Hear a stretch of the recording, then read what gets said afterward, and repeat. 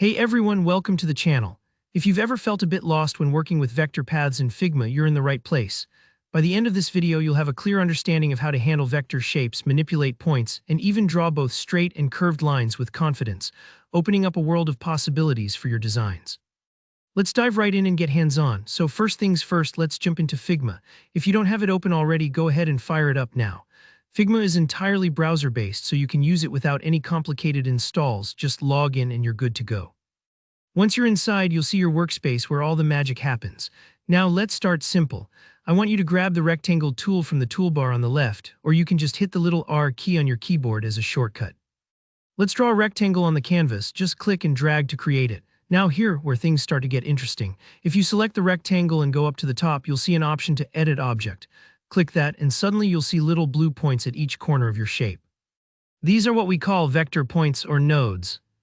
Now try clicking and dragging any one of those points. See how the rectangle reshapes as you move it around. This is the essence of vector manipulation. You're not just resizing the rectangle, you're controlling individual points to bend and mold the shape into something new.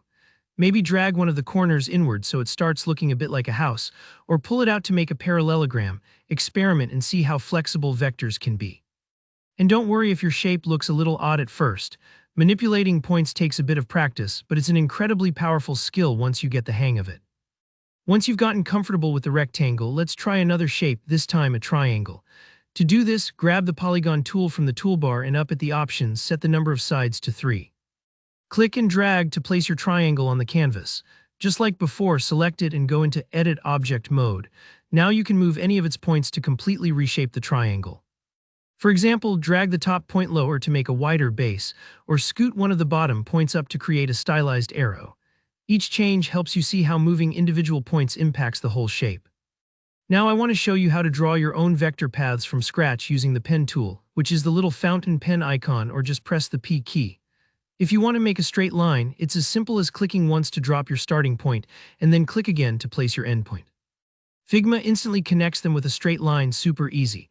But what if you want more organic curves, not just straight lines? Here, the trick. Click once for your starting point, then when you go to place your next point, click and hold, and then drag your mouse out before you release. You'll notice these handles appear. It's almost like pulling taffy. The direction and distance that you drag controls the curve of the line between your points.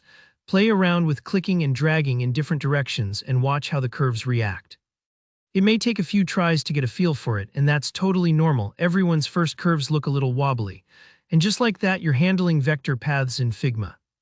Whether you're reshaping rectangles, manipulating triangles, or drawing custom lines, these techniques will make you so much more flexible as a designer. If you found this helpful, make sure to give the video a like, and don't hesitate to leave a comment below if you have any questions or want to share your own vector path tips. And of course, subscribe for more detailed Figma tutorials and design tricks every week. Thanks so much for watching and happy designing.